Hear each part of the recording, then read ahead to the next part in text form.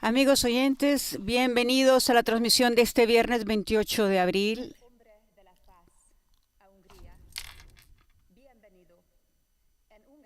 Se dice Isten hozta, y literalmente significa Dios nos ha traído a usted para estar con nosotros. Szentséges Atya. Estas son las palabras de la presidente de Hungría. Las he dejado correr tal como están porque están en español, que ella ha hablado con el Papa hasta ahora en español. Santísimo Padre, bienvenido a Hungría, hombre de paz, bienvenido. En húngaro decimos Isten hozta, que literalmente significa Dios nos lo ha traído. Así saludamos los húngaros a nuestro querido huésped. Este saludo tiene ahora un significado más profundo, incluso más elevado. Creemos que la llegada del Santo Padre ahora mismo, aquí mismo, a Hungría, no es casual. Tampoco es solo una consecuencia de las correlaciones políticas mundiales. Es algo más que la aceptación de la invitación de la Iglesia Católica húngara y del Estado húngaro. La visita de su santidad a Budapest es Kairos. Es el momento y el lugar oportuno para reunirse, para tocar las campanas, para proclamar una paz justa. Dios reúne en el momento oportuno e infunde fuerza a quienes confían en el poder del amor, la unidad y la paz. Los húngaros queremos ascender a esta altitud, Sursum Corda, donde se encuentra la unión natural de los fieles de Cristo y sin distinción alguna de todos los hombres de buena voluntad en busca de la paz, donde nos espera la renovación de nuestra vida. El cardenal Joseph Minszewski, practicante de las virtudes cristianas en grado heroico, en espera de beatificación, dijo lo siguiente: el ascenso de una nación comienza siempre en el día de hoy. En las personas débiles hay brasas bajo las cenizas y no esperan más que el fuego. Quisiéramos que la visita del Santo Padre a Hungría pueda ser un impulso para este ascenso, un punto alto desde el que podamos ver el camino hacia la renovación espiritual e intelectual y hacia la paz. Nos pondremos en marcha y dependerá de nosotros, húngaros, europeos, mantenernos en el buen camino. Para ello podemos esperar, y de hecho esperamos, estímulos, enseñanzas y reconfirmaciones, pero solo nosotros, los ciudadanos y dirigentes de Europa, podemos utilizar el libre albedrío que se nos ha transferido para que ese camino conduzca a una Europa más pacífica, más democrática y más fuerte. La exigencia expresada en nuestra ley fundamental aprobada en el 2011 nos habla a todos. Tras décadas de desintegración moral en el siglo XX, necesitamos urgentemente una renovación espiritual e intelectual. San Juan Pablo II vino a visitarnos en el momento en que más lo necesitábamos, en el momento de un nuevo comienzo tras la caída del comunismo. Lo mismo puede decirse de la visita de hoy. Su santidad viene en el momento en que Hungría y Europa más lo necesitan. En los últimos 30 años hemos renovado el ecumenismo de católicos, ortodoxos y protestantes, concebido en el martirio, en el ecumenismo de la preservación de los valores cristianos. Su santidad refuerza ahora nuestra convicción de que la vida basada en los valores cristianos tiene fundamento, sentido y futuro, incluso en el siglo XXI. Y nosotros también reforzamos a vuestra santidad en este sentido. Esto es lo que nos damos mutuamente: la protección de la vida humana, de la familia, la fuerza de la fe cristiana. Por eso hemos declarado en nuestra ley fundamental que Hungría protege la institución del matrimonio como comunidad de vida entre un hombre y una mujer, basada en el consentimiento voluntario, y la familia como base de la supervivencia de la nación, y que toda persona humana tiene derecho a la vida y a la dignidad humana, y la vida del feto tiene derecho a la protección desde su concepción. Somos aliados, juntos defendemos la vida humana cristiana a la mujer y al hombre como individuos y como personas unidas, a nuestros hermanos y hermanas cristianos perseguidos, pero también la libertad de las personas que piensan y viven de forma diferente. Y nuestra alianza tiene ahora una relevancia grave y trágica en la sangrienta guerra que asola a nuestro vecino inmediato. Con dolor y esperanza me dirijo ahora a vuestra santidad.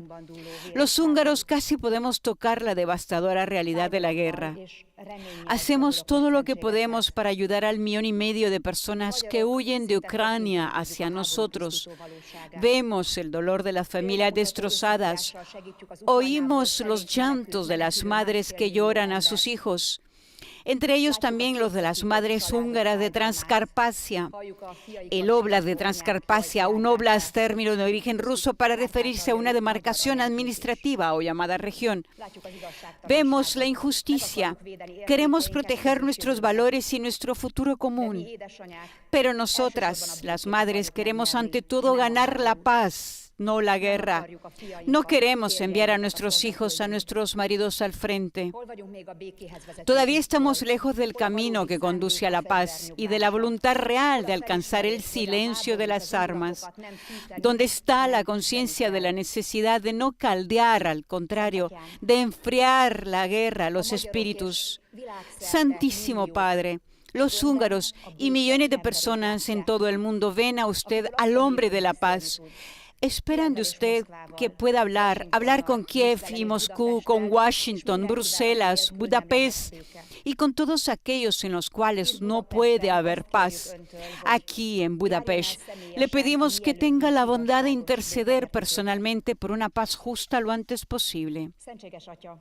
Santísimo Padre, como primera mujer presidenta de nuestro país, le agradezco el aliento y el empoderamiento que su santidad ofrece a las mujeres para fundar familias, criar hijos y asumir funciones de liderazgo al frente de las comunidades. El camino hacia la guerra está sembrado de sangre, muerte y pobreza creciente. Hoy necesitamos estar especialmente atentos a los necesitados y a nosotros, húngaros. Nuestra historia nos ha dado santos que también han ofrecido ejemplos maravillosos. En este sentido, hace 800 años tuvimos una princesa, Isabel, que gobernó una provincia en lugar de su marido, un vizconde ocupado en una guerra, y más tarde llevó secretamente en su delantal los alimentos que había recogido para los pobres. En cuanto se descubrió su caridad ilícita, Dios convirtió las limosnas en rosas para salvaguardar la veracidad de Isabel. Desde entonces la rosa de Santa Isabel se ha convertido en alimento espiritual para millones de personas, un símbolo de ayuda a los necesitados, a los vulnerables, a los refugiados, un símbolo de misericordia. Esta rosa es también el símbolo en Hungría de un programa conjunto del gobierno y la Iglesia que ofrece cada año a más de 100,000 niños pobres unas vacaciones gratuitas en las colinas Elizabeth, proporcionándoles alivio físico y espiritual. La vida de Santa Isabel confirma también que las mujeres tienen la responsabilidad especial de subrayar que no puede haber buen gobierno sin misericordia, sin solidaridad con los expuestos. En nuestros dones, Santo Padre, encontrará los rosales de Santa Isabel. Y cuando estas rosas florezcan en los jardines del Vaticano, le pedimos que piense amablemente en todos aquellos, incluidos los pobres, las personas que buscan apoyo, y también en nosotros, los húngaros, a quienes santidad ofrece alimento espiritual, lleva alegría y esperanza con su visita y su servicio. Bienvenido, Dios le ha traído a nosotros. Eran las palabras de la señora presidenta de la República, quien ha compartido con el Santo Padre. Y se encuentran ahora, dentro de algunos instantes, el Papa tendrá su discurso que le dirigirá a la presidenta.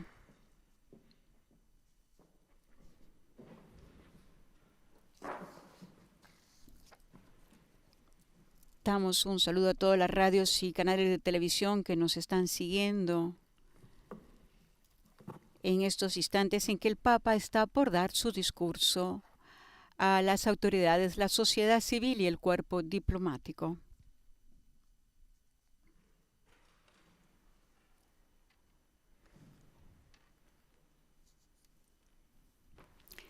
Hasta entonces había hablado la Presidenta de la República, Katalin Novak. Señora Presidenta de la República. Señora Presidenta de la República, señor Primer Ministro, distinguidos miembros del Gobierno y del cuerpo diplomático, ilustres autoridades y representantes de la sociedad civil, señoras y señores, los saludo cordialmente y agradezco a la señora Presidenta la acogida y sus amables palabras, profundas palabras. La política nace de la ciudad, de la polis, de la pasión concreta por vivir juntos, garantizando derechos y respetando deberes. Pocas ciudades nos ayudan a reflexionar sobre esto como Budapest, que no es solo una capital señorial y vivaz, sino un lugar central en la historia, habiendo sido testigo de cambios significativos a lo largo de los siglos. Está llamada a ser protagonista del presente y del futuro. Aquí, como escribió uno de sus grandes poetas, se abrazan las suaves olas del Danubio, que es pasado, presente y futuro.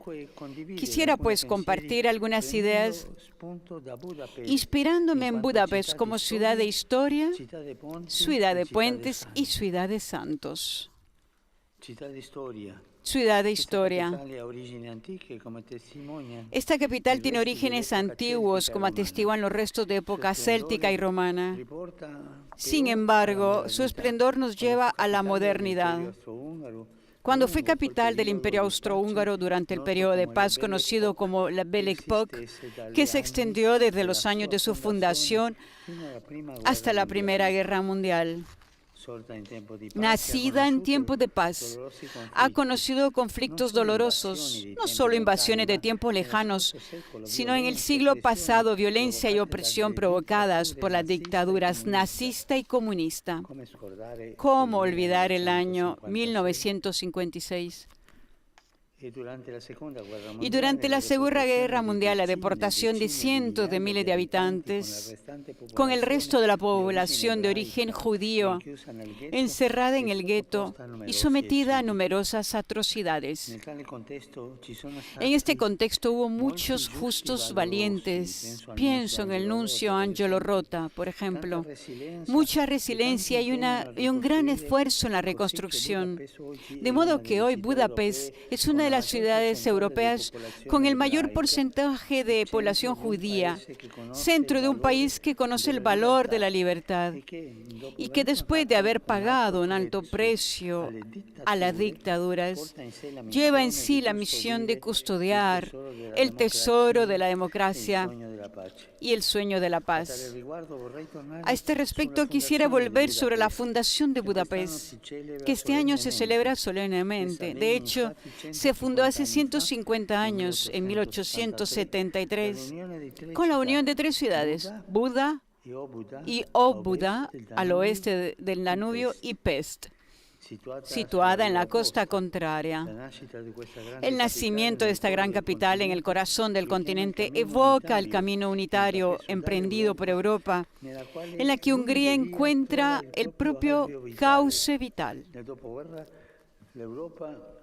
En la posguerra, Europa representó, junto con las Naciones Unidas, la gran esperanza con el objetivo común de que un lazo más estrecho entre las naciones previniera conflictos ulteriores. Aún así, en el mundo en que vivimos no ha sido así, por desgracia. La pasión por la política comunitaria y por la multilateralidad parece un bonito recuerdo del pasado. Parece que asistiéramos al triste ocaso del sueño coral de paz, mientras los solistas de la guerra se imponen. En general parece que se hubiera disuelto en los ánimos el entusiasmo de edificar una comunidad de naciones pacífica y estable, delimitando las zonas, acentuando las diferencias, volviendo a rugir los nacionalismos y exasperándose los juicios y los tonos hacia los demás. Parece incluso que la política a nivel internacional tuviera como efecto enardecer los ánimos más que resolver problemas, olvidando la madurez que alcanzó después de los horrores de la guerra y retrocediendo a una especie de infantilismo bélico. Pero la paz nunca vendrá de la persecución de sus propios intereses estratégicos, sino más bien de políticas capaces de mirar al conjunto, al desarrollo de todos, atentas a las personas, a los pobres y al mañana, no solo al poder, a las ganancias y a las oportunidades del presente. En este momento histórico, Europa es fundamental, porque ella, gracias a su historia, representa la memoria de la humanidad y por tanto está llamada a desempeñar el rol que le corresponde, el de unir a los alejados, acoger a los pueblos en su seno y no dejar que nadie permanezca para siempre como enemigo.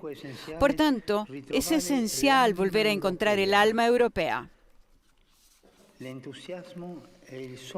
entusiasmo y el sueño de los padres fundadores estadistas que supieron mirar más allá del propio tiempo, de las fronteras nacionales y las necesidades inmediatas, generando diplomacias capaces de recomponer la unidad en vez de agrandar las divisiones.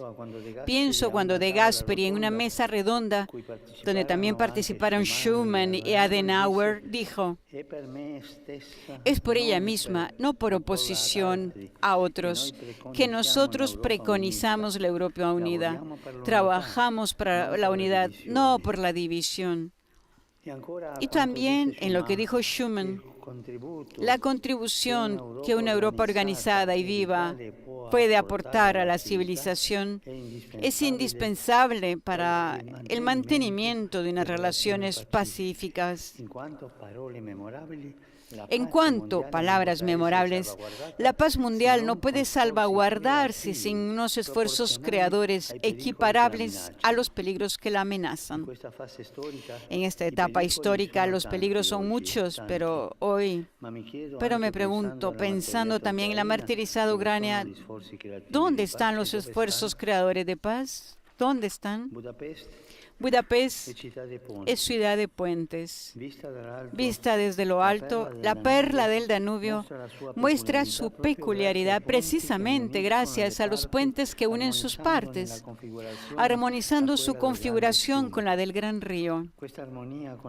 Esta armonía con el ambiente me lleva a felicitar el cuidado ecológico que este país realiza con gran esfuerzo. Pero los puentes que conectan realidades diversas también nos sugieren reflexionar sobre la importancia de una unidad que no signifique uniformidad. En Budapest, esto surge de la notable variedad de las circunscripciones que la componen, que son más de 20. También Europa, de los 27, construida para crear puentes entre las naciones, necesita del aporte de todos, sin disminuir la singularidad de ninguno. A este respecto, un padre fundador preconizaba: Europa existirá y nada de lo que constituye la gloria y la felicidad de cada nación se podrá perder. Es precisamente en una sociedad más amplia, en una armonía más eficaz, que el individuo pueda afirmarse. Se necesita esta armonía, un conjunto que no aplaste las partes y partes que se sientan bien integradas en el conjunto, pero conservando su propia identidad. A este propósito es significativo lo que afirma la Constitución húngara. La libertad individual solo puede desarrollarse en la colaboración con los demás. Y continúa: consideramos que nuestra cultura nacional es un aporte valioso a la multicolor unidad europea. Pienso, por tanto, en una Europa que no sea rehén de las partes, volviéndose presa de populismos autorreferenciales naciones, pero que tampoco se transforme en una realidad fluida o gaseosa, en una especie de supranacionalismo abstracto que no tiene en cuenta la vida de los pueblos. Este es el camino nefasto de las colonizaciones ideológicas que eliminan las diferencias, como en el caso de la denominada cultura de la ideología de género, o anteponen a la realidad de la vida conceptos reductivos de libertad, por ejemplo, presumiendo como conquista un insensato derecho al aborto, que es siempre una trágica derrota. Qué hermoso, en cambio, construir una Europa centrada en la persona y en los pueblos, donde haya políticas efectivas para la natalidad y la familia. Tenemos países en Europa con un promedio de 46 a 48 años, buscadas con atención en este país, donde naciones diversas sean una familia en la que se vela por el crecimiento y la singularidad de cada uno. El puente más famoso de Budapest, el de las cadenas, nos ayuda a imaginar una Europa así, constituida por muchos anillos grandes y diferentes que encuentran su propia firmeza al formar juntos vínculos sólidos. En esto la fe cristiana ayuda y Hungría puede hacer de pontonero, valiéndose de su específico carácter ecuménico. Aquí diversas confesiones conviven sin antagonismos, colaborando, incluso el año pasado en una reunión que tuve con ustedes, colaborando y respetuosamente con espíritu constructivo, con la mente y el corazón, me dirijo a la abadía Pannonhalma, uno de los grandes monumentos espirituales de este país, lugar de oración y puente de fraternidad.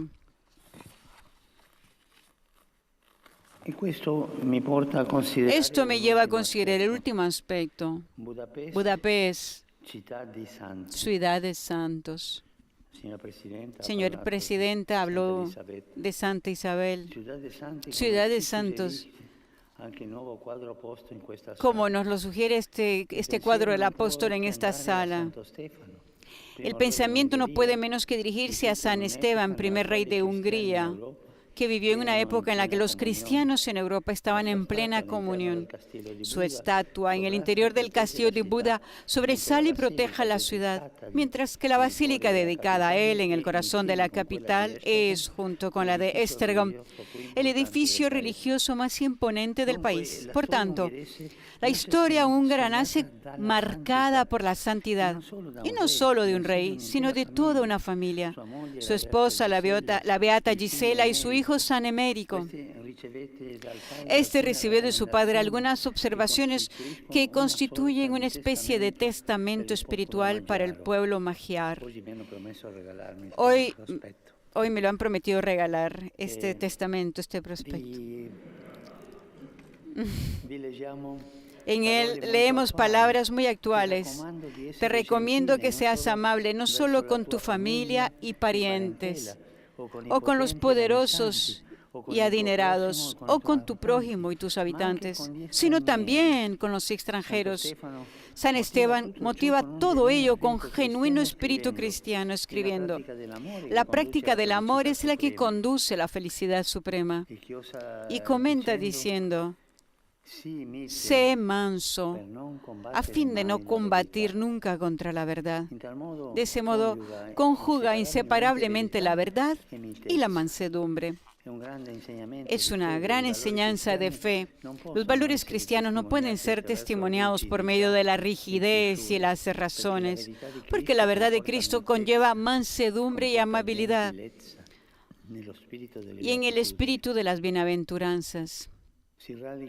Aquí radica esa bondad popular húngara, revelada por ciertas expresiones del lenguaje común, como por ejemplo, perdonen la pronuncia, Jonak Lenin yo, es bueno ser buenos, y Job adni mint kabni, es mejor dar que recibir.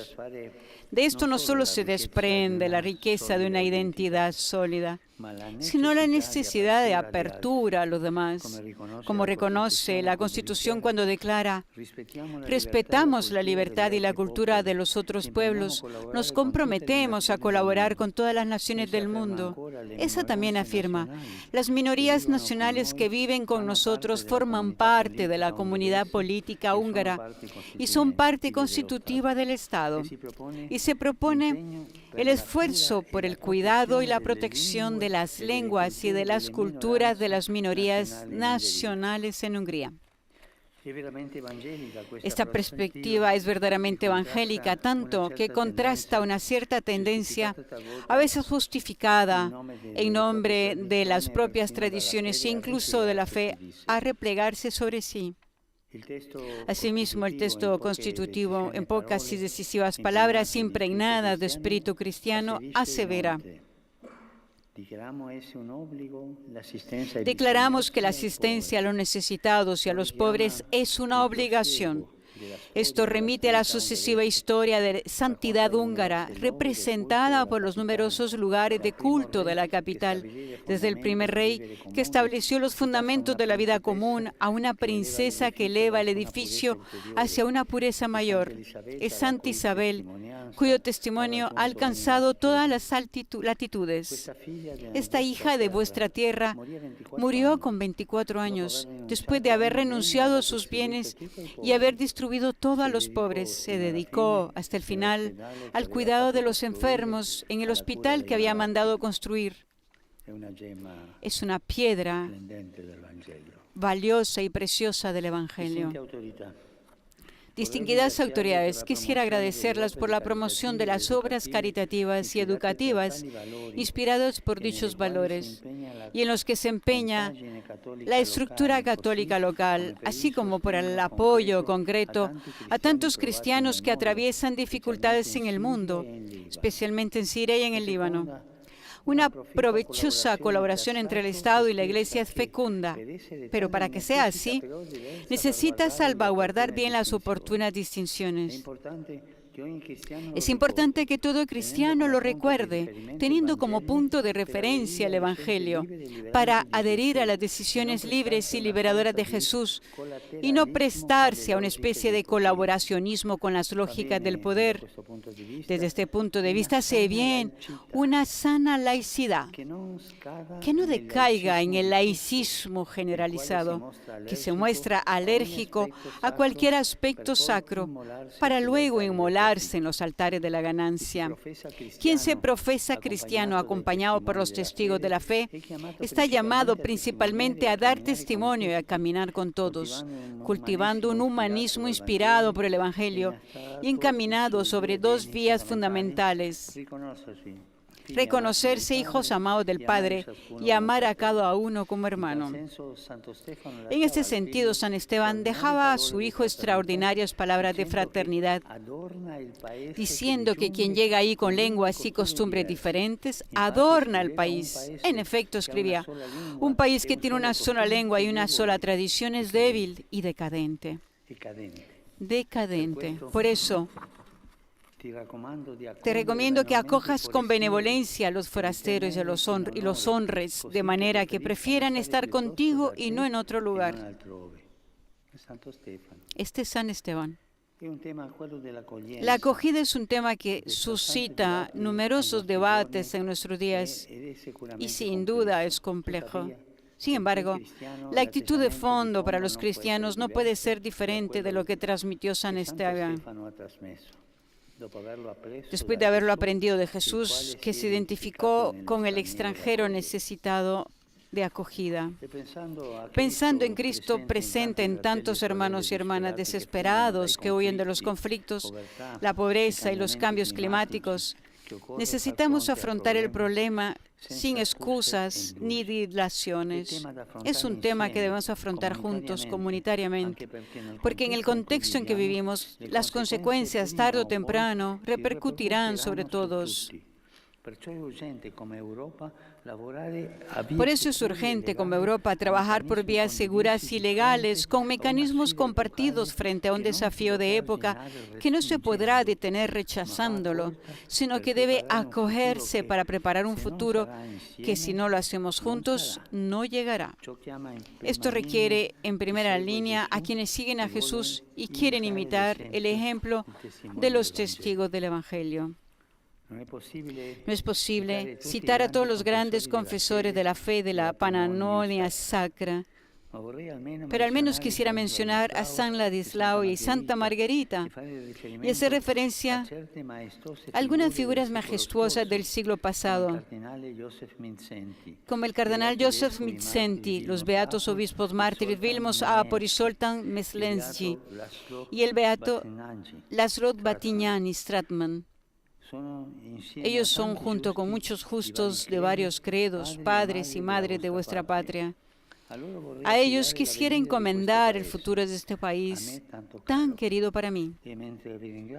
Y mientras les agradezco por haber escuchado cuanto tenía la intención de compartirles, agradezco su paciencia, aseguro mi cercanía y mi oración a todos los húngaros. Y lo hago con un pensamiento especial a quienes viven fuera de la patria y para cuantos he conocido durante mi vida y me han hecho tanto bien. Pienso a la comunidad religiosa húngara que asistí en Buenos Aires. Isten ad meg elmegyárt. Dios bendice a los húngaros.